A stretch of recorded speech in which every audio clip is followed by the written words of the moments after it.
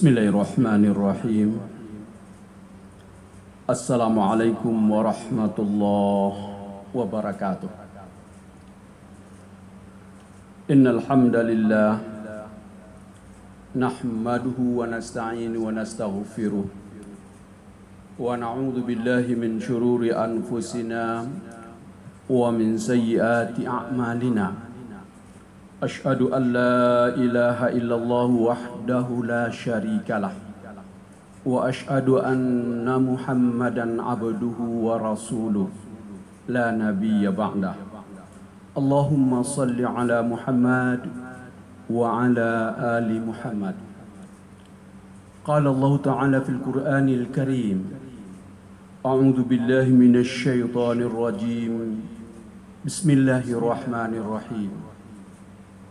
Bal tu'thirunal hayatid dunya wal akhiratu khairun wa abqa. Surat Al-A'la. Bapak dan Ibu, kaum muslimin dan muslimat, jemaah zuhur yang berbahagia, bersyukur kita kepada Allah. Hari ini kita sehat walafiat. Kita berada di bulan yang suci, bulan yang agung, bulan yang sangat istimewa. Saking istimewanya Bapak dan Ibu, baginda Rasulullah sallallahu alaihi wasallam mengingatkan kepada kita, mengingatkan sahabat-sahabatnya ketika Ramadan itu datang. Apa kata Rasul? Qad ja'akum syahrun mubarakun. Wahai umatku, sahabat-sahabatku, kata Rasulullah, telah datang, telah hadir kepada kalian bulan yang penuh berkah. Bapak dan Ibu, potongan hadis ini menjadi kunci bagaimana seharusnya Ramadan itu di dalam kehidupan kita. Bahwa Rasulullah menggarisbawahi Ramadan itu adalah syahrul mubarak, bulan yang penuh dengan keberkahan. Apa itu berkah Bapak dan Ibu? Kata para ahli tafsir, al khairul kathir. Keberkahan itu adalah kebaikan-kebaikan yang sangat banyak yang Allah kurniakan kepada hamba-hambanya. Ya. Kebaikan-kebaikan yang banyak yang Allah kirim di bulan Ramadan ini untuk hamba-hambanya. Harus kita hadirkan. Dan harus kita rasakan bahwa Ramadan itu hadir dalam kehidupan kita. Dan kita merasakan keberkahan dari Ramadan tersebut. Bapak dan Ibu yang saya muliakan, di riwayat yang lain ahli tafsir mengatakan keberkahan itu adalah kebaikan yang Allah berikan kepada hambanya, wa yabqa, dan dia akan kekal, tidak akan hilang. Subhanallah.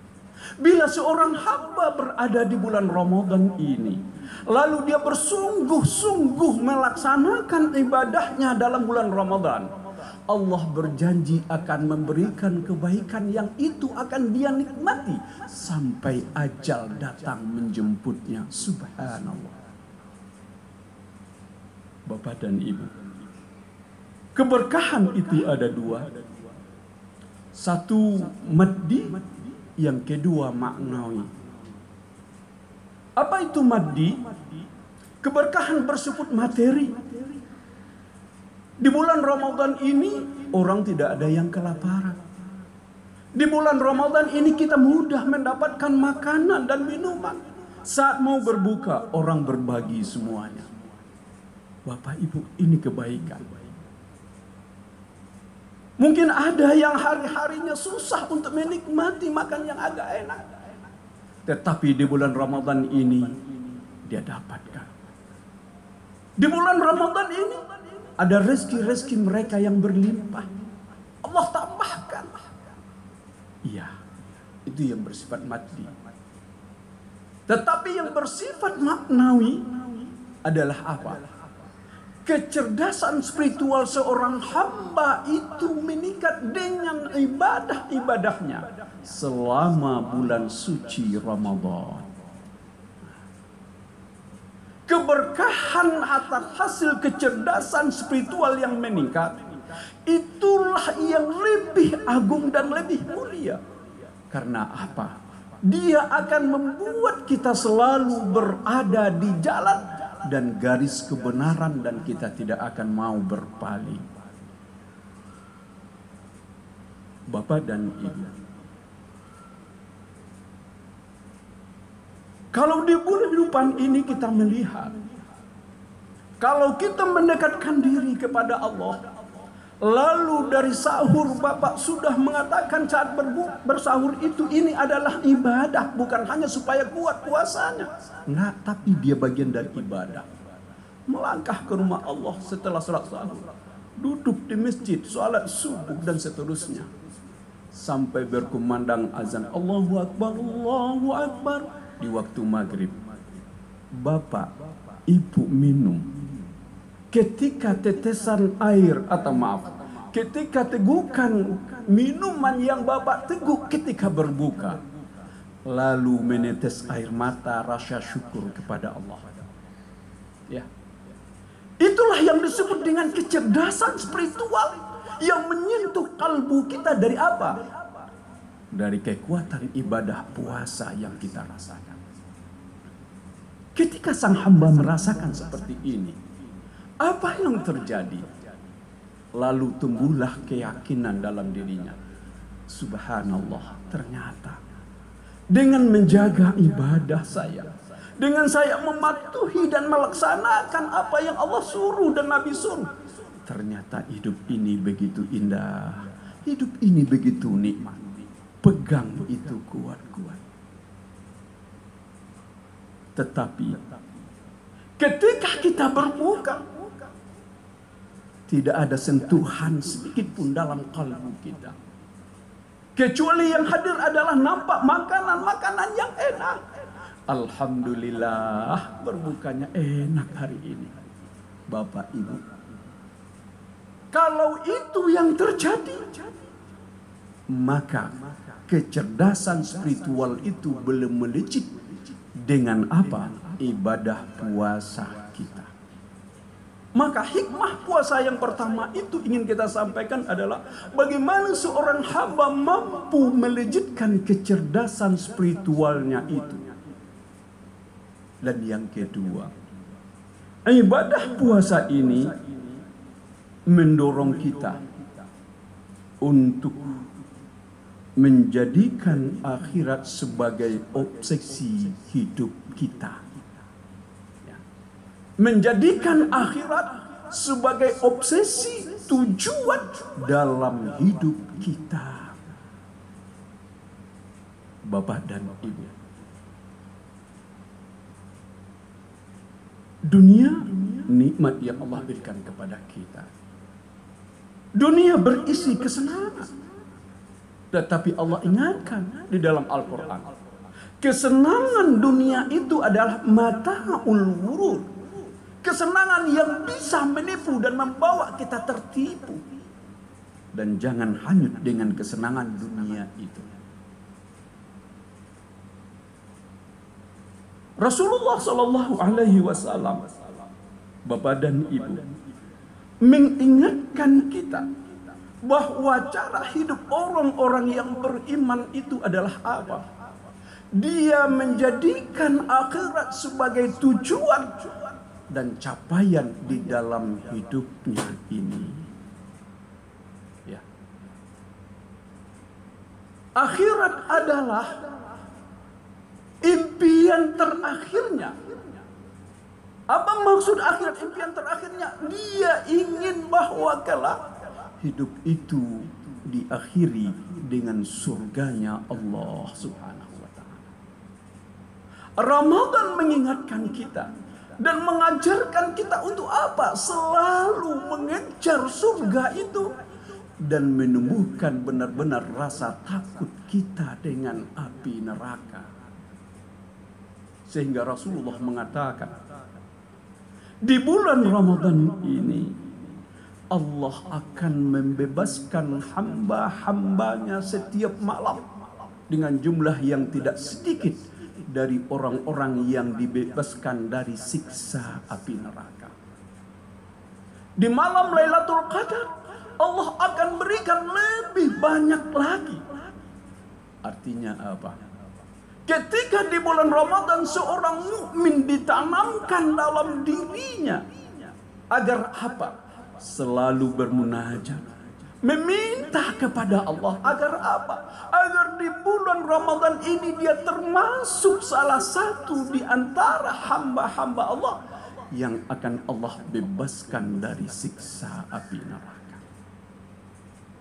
Makanya kata ulama Bapak Ibu, sunnah doa ini kita baca di bulan Ramadan ini sebanyak-banyaknya. Apa doanya? Allahumma a'tik riqabana minan nar. Allahumma a'tik riqabana minan nar. Ya Allah, bebaskan hambamu ini dari siksa api neraka. Ya Allah, jangan engkau jadikan hambamu ini sedikit pun disentuh oleh api neraka kelak. Diulang. Ketika rasa takut dengan akhirat itu, maka muncullah kerinduan dan permohonan kepada Allah dalam munajat kita. Apa? Agar Allah masukkan kita ke dalam surganya. Bapak dan ibu-ibu yang berbahagia, di dalam surat A'la yang kita bacakan tadi, Allah mengingatkan kepada kita, bal tuksirunal hayatad dunya wal akhiratu khairu wa abqa. Sayang, manusia itu lebih mendahulukan dunianya daripada akhirat. Kata Imam Ibnu Katsir dan juga Imam As-Sa'adi di dalam tafsir mereka berdua mengatakan bahwa manusia itu mempunyai tabiat akan mudah tergoda dengan dunia dan mereka akan mengejar dunia itu. Karena apa? Karena kesenangan-kesenangan yang nampak. Tetapi mengejar dunia itu diingatkan oleh Allah. Jangan sampai melalaikan dan menjual akhirat kita untuk mendapatkan dunia ini. Seberapapun kita mendapatkan kenikmatan dan kesenangan dunia, kalau akhirat kita akan terjual dan digadaikan untuk itu, hidup kita di akhirat akan tergadai dengan kesenangan sedikit yang kita dapatkan di atas dunia. Kata Imam As-Sa'adi, itulah orang-orang yang kehilangan akal cerdasnya di dalam hidupnya. Bapak-bapak, saudara-saudara, wal akhiratu khairu wa abqa, kata Allah. Ingat, akhirat itu lebih baik. Kenikmatan akhirat itu akan kekal dan kalian akan hidup selama-lamanya di sana. Ketika kita berada di zaman fitnah, semua orang mengukur dengan benda dan materi. Semua orang ingin mengejar kedudukan dan jabatan, sekalipun dia harus bertekuk lutut di depan seorang penguasa yang zalim. Karena apa? Karena manusia melihat bahwa harga dirinya, dia akan dihormati dengan apa? Kedudukan yang dia punyai itu. Tidak bagi orang-orang yang beriman. Tidak bagi ahli-ahli puasa, orang-orang yang setiap tahun menunaikan ibadah puasanya, dan dia tidak akan pernah menjual akhiratnya dengan dunia ini. Dan dia akan tetap mengejar apa?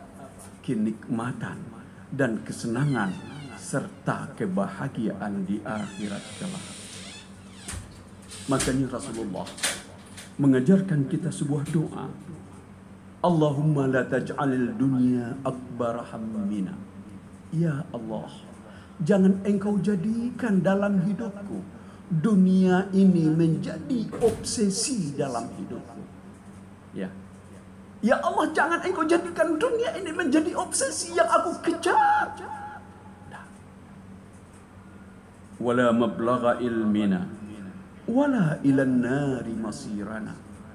Ya Allah, jangan engkau jadikan nanti neraka itulah tempat tinggal terakhir kami, ya Allah. Bapak dan Ibu, orang-orang yang beriman dengan kecerdasan spiritual yang sudah melejit tadi, dia akan selalu merenung dan bermunajat kepada Allah. Untuk apa? Untuk menjadikan akhirat sebagai obsesi, merindukan surga sebagai tempat idamannya, berdampingan dengan Rasulullah adalah permohonan yang dia minta kepada Allah. Mudah-mudahan Ramadan yang masih kita berada di pekan pertama bisa menjadi renungan kita yang bagaimana semestinya puasa itu. Pastikan bahwa setiap berbuka, setiap malam akan bertambah melejitnya kecerdasan spiritual kita. Semakin merasakan kenikmatan dekat dengan Allah. Dan itulah keberkahan dan kebaikan yang tertinggi yang Allah kurniakan. Bukan berarti bahwa kita tidak mengejar dan mencari yang lain. Setiap nikmat dan rezeki yang Allah berikan kepada kita di bulan Ramadan akan mengantarkan dan menjadikan rezeki itu menjadi rezeki yang berkah. Rezeki yang kita dapatkan mengantarkan kita untuk apa? Mengejar surga dan pahalanya Allah. Rezeki yang kita dapatkan akan mengejarkan kita untuk semakin senang mensedekahkannya. Karena keberkahan rezeki itu pasti akan membawa kita lebih taat, lebih cinta kepada Allah dan Rasulnya. Mudah-mudahan bermanfaat. Banyak maaf. Wassalamualaikum warahmatullahi wabarakatuh. Allahu Akbar, Allahu Akbar. Ashhadu an la ilaha illallah. Ashhadu anna Muhammadar Rasulullah. Hayya 'alas salati, hayya 'alal falah. Qad qamatis salatu, qad qamatis salah.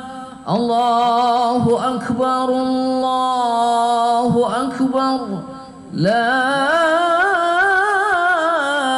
ilaha illallah.